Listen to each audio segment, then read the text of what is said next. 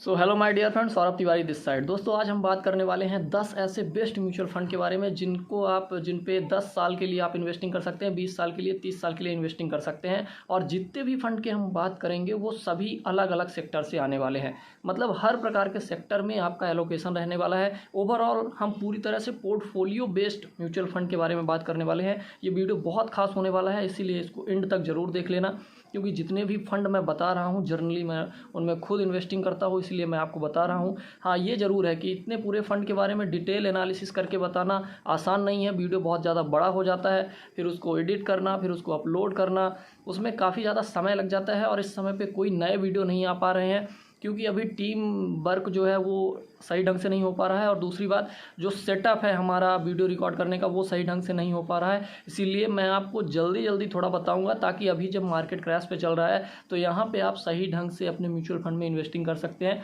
और एक वीडियो आने वाला है लमसम इन्वेस्टमेंट, जो अभी म्यूचुअल फंड में आप कर सकते हैं। तो अभी जिस पे हम बात करने वाले हैं वो है म्यूचुअल फंड, जिस पे आप लॉन्ग टर्म के हिसाब से एसआईपी शुरू कर सकते हैं। 10, 20, 30 साल के लिए बस कंटिन्यू एसआईपी शुरू करिए। आपका पैसा ना जाने कितना गुना हो जाएगा, बस कंटिन्यू आपको एसआईपी शुरू रखनी है। तो हम जो सेक्टर वाइज, सबसे पहले हम आपको सेक्टर बताएंगे, फिर डायरेक्ट फंड बताएंगे। ज़्यादा डिटेल एनालिसिस पे हम नहीं जा पाएंगे, लेकिन मैं आपको ये गारंटी देता हूँ कि आप कोई भी डिटेल एनालिसिस देख लीजिएगा, जो मैं फंड बता रहा हूँ बेस्ट फंड आपको वही मिलने वाला है। तो सबसे पहले शुरू करते हैं स्मॉल कैप कैटेगरी से। मैं हमेशा स्मॉल कैप कैटेगरी को इसलिए सबसे ऊपर रखता हूं, क्योंकि जब आप यंग एज पे होते हैं तब आप ज़्यादा रिस्क ले सकते हैं। जब आप ज़्यादा रिस्क लेते हैं तो वहाँ पे रिटर्न भी ज़्यादा आने की संभावना रहती है। तो इसलिए स्मॉल कैप जो है, तो स्मॉल कैप ज़्यादा बिग हो सकता है, और यदि वो छोटे से ज़्यादा बड़ा होगा तो वहाँ पर रिटर्न भी काफ़ी अच्छे बनते हैं। तो स्मॉल कैप में जो बेस्ट फंड है वो है एक्सिस स्मॉल कैप फंड। तो axis small cap fund direct growth पे आपको इन्वेस्ट करना है, रेगुलर ग्रोथ पे नहीं जाना है। अच्छा, डायरेक्ट ग्रोथ और रेगुलर ग्रोथ पे जो डिफरेंस है वो मैं आपको किसी दूसरे वीडियो में बता दूंगा, लेकिन बस सिंपल सा इतना समझ लीजिए कि डायरेक्ट ग्रोथ में आपका जो एक्सपेंस रेशियो है वो कम रहता है, और रेगुलर ग्रोथ में जो फंड मैनेजर होते हैं वो डेली अपना स्टॉक पोर्टफोलियो चेंज करते रहते हैं, तो वो वहाँ पे ज़्यादा एक्सपेंस रेशियो लगता है। तो इसलिए आपको डायरेक्ट ग्रोथ के साथ जाना है। तो सबसे पहला स्मॉल कैप कैटेगरी से एक्सिस स्मॉल कैप फंड है। अब थोड़ा सा मैं यदि बता दूं तो इसका रिटर्न बहुत अच्छा रहा है। रैंकिंग में ये अपने बाकी के फंड से सबसे बेहतर रैंकिंग पे है। इसका जो फंड मैनेजर है, इनके जो फंड मैनेजर है वो काफ़ी अच्छे हैं, उनका बैकग्राउंड काफ़ी अच्छा रहा है। उन्होंने अभी तक जितना समय ये फंड को मैनेज करने पे, ये फंड जब से वो मैनेज कर रहे हैं तब से इसका रिटर्न काफ़ी अच्छा रहा है। और मैं आपको बता दूँ कि जो अभी इसमें स्टॉक की होल्डिंग है एक्सिस स्मॉल कैप फंड में, वो बहुत ही अच्छी है, बहुत ही डाइवर्सिफाई है, और लगातार अच्छा रिटर्न बना के ये दे रहा है। इसकी 10 साल की यदि आप हिस्ट्री परफॉर्मेंस उठा के देखें तो बहुत ही अच्छा रहा है। मैंने एक वीडियो में और भी इसको कवर किया था। तो सबसे पहला है एक्सिस स्मॉल कैप फंड। दूसरे नंबर पे आते हैं जो कि है इंडेक्स फंड। इंडेक्स फंड बहुत ही ज़रूरी है, जो आपके पोर्टफोलियो में रहना चाहिए। तो आपको मैं एक चीज़ कंफर्म कर दूं कि इंडेक्स फंड में दो आपको इंडेक्स फंड रखने हैं। पहला है UTI Nifty index fund direct growth, और दूसरा है HDFC index Sensex direct plan growth.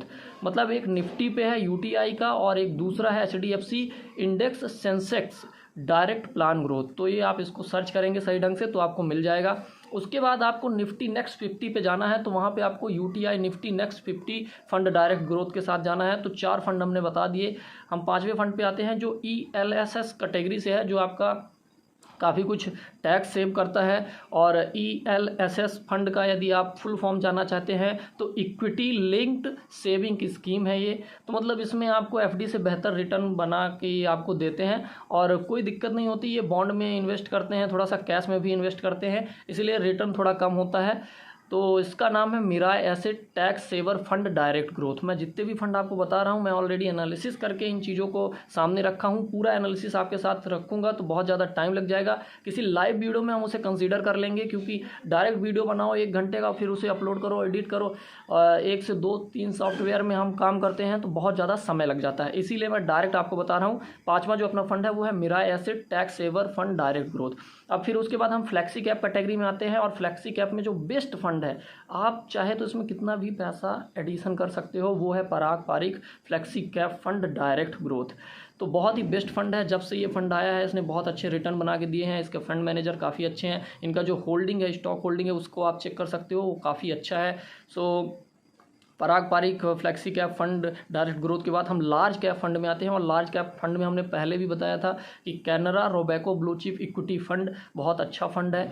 बहुत सारे लोग एक्सिस स्मॉल कैप फंड में भी बात करते हैं, बहुत सारे लोग इन्वेस्ट भी किए हैं। तो यदि आप उसमें इन्वेस्ट कर रहे हैं तो आप फिर इसमें इन्वेस्ट ना करें, उसी में इन्वेस्टेड रहें। दोनों फंड बहुत अच्छे हैं, लेकिन कैनरा रोबेको मुझे थोड़ा बेहतर लगता है कई चीज़ों में, चाहे वो थोड़ा एक्सपेंस रेशियो में हो, चाहे फंड मैनेजर हो उनके, और इनका जो स्टॉक का पोर्टफोलियो है चाहे उस चीज़ को लेके हो। इसीलिए मेरा जो है कैनरा रोबेको मुझे बेहतर लगता है। सो अब मैं आगे बढ़ता हूँ। मुझे लगता है कि यहाँ से वीडियो रुकने वाला है शायद, लेकिन जल्दी जल्दी मैं आपको बता देता हूँ। एक एफओ है, fund of fund overseas mutual fund है, Motilal Oswal Nasdaq 100 FOF direct growth. इसको मैंने एक पहले वीडियो में भी कंसीडर किया था। वो वीडियो यदि आपने नहीं देखा है तो वो मैं लिंक दे दूंगा आपको डिस्क्रिप्शन में, वहाँ से जाके आप देख सकते हैं। उसके बाद मिड कैप कैटेगरी में आते हैं, और मिड कैप कैटेगरी में जो बेस्ट फंड है वो है PGIM India mid cap opportunity fund direct growth. ये रिस्क टेकिंग इन्वेस्टर के लिए फंड है यार, क्योंकि ये फंड जो है तो काफ़ी ज़्यादा थोड़ा सा इस चीज़ स्मॉल कैप में भी एलोकेशन ज़्यादा रखता है, तो वहाँ पे आपको थोड़ा सा रिस्क टेकिंग करनी पड़ती है। तो ओवरऑल बहुत अच्छा फंड है। और उसके बाद है एक्सिस मिड कैप फंड, जो एक जर्नली सस्टेनेबल ग्रोथ के लिए अच्छा है। ये ज़्यादातर एलोकेशन अपना लार्ज कैप में भी रखता है। तो मिड कैप में आप PGIM इंडिया और दूसरा एक्सिस मिड कैप पे जा सकते हैं। उसके बाद हम सेक्टोरियल फंड पे आते हैं। वो सेक्टोरियल पे आप इन्वेस्ट तब करें जब आप थोड़ा सा बेहतर म्यूचुअल फंड के बारे में, स्टॉक मार्केट के बारे में जब आप थोड़ा बेहतर जानने लगे, 1 साल की आपकी इन्वेस्टिंग हो जाए, जब आपको थोड़ा सा नॉलेज हो जाए, तब आप सेक्टोरियल फंड में आ सकते हैं। क्योंकि सेक्टोरियल फंड में वो हाई भी जल्दी जाते हैं और लो भी जल्दी जाते हैं, तो इस चीज़ का आपको ध्यान रखना चाहिए। तो सेक्टर में आज हम IT सेक्टर की बात करेंगे। IT सेक्टर में जो बेस्ट म्यूचुअल फंड है वो है SBI technology opportunity fund direct growth. अब इसके बारे में मैं थोड़ा सा आपको बता दूं, क्योंकि बहुत सारे लोग ICICI बताएंगे, आदित्य बिरला बताएंगे या कोई और फंड बताएंगे। तो इसको मैंने क्यों बताया, क्योंकि सबसे पहले जो इसका US की इक्विटी है, US के जो कुछ अच्छे स्टॉक है टेक्नोलॉजी बेस्ड, उसमें इसका अच्छा एलोकेशन है। तो ओवरऑल डाइवर्सिफाइड पोर्टफोलियो है इंडिया प्लस US पे। तो सबसे पहला तो उसमें है अपना जो US का इक्विटी इन्वेस्टमेंट है, उस पर अल्फ़ाबेट है, और जो कि गूगल की पेरेंट कंपनी है, माइक्रोसॉफ्ट है, एनवीडिया है एंड नेटफ्लिक्स है। ये इस पे इन्वेस्टेड है। SBI टेक्नोलॉजी फंड ने ऑलरेडी इनमें एलोकेशन बना के रखा है, और उसका फंड साइज बाकी के कंपेरिजन में काफ़ी कम है, तो अभी इसको बढ़ने के चांसेस भी काफ़ी ज़्यादा हैं। और जो इसका मार्केट का करेक्शन होता है, जब मार्केट करेक्ट होता है तब ये करेक्ट भी कम होता है अदर फंड से, और जब मार्केट बढ़ता है तो ये बढ़ता भी काफ़ी अच्छे तरीके से है। सो ओवरऑल आपको इसमें बहुत अच्छी इन्वेस्टिंग मिल जाएगी, आप इसके साथ जा सकते हैं। आई थिंक ये वीडियो काफ़ी जल्दी बनाया हूँ, क्योंकि ऐसा बनाया हूँ, बहुत दिन से ये फ़ंड सारे लिखे हुए हैं, मैं इनके बारे में बता ही नहीं पाता था। कभी ऑनलाइन आने का सोचता था, तो कभी सोच रहा था कि पूरा डिटेल एनालिसिस करके बताऊँ, बहुत ज़्यादा समय लगता था। इसलिए मैंने आज फाइनली रिकॉर्ड कर दिया है और मैं इसे अपलोड कर दूंगा। आप देखिए, आपके लिए ये बेहतर फंड होने वाले हैं। और आपको यदि थोड़ा सा और समझना जानना है तो आप इनका पीयर कंपैरिजन, जो लोग पीयर कंपैरिजन पे बात करते हैं, तो पीयर कंपैरिजन आप जाके वहाँ पे देख लीजिएगा कि कौन सा फंड बेहतर होने वाला है। तो ओवरऑल इस वीडियो में इतना ही, मिलते हैं अगले वीडियो में। Thank you.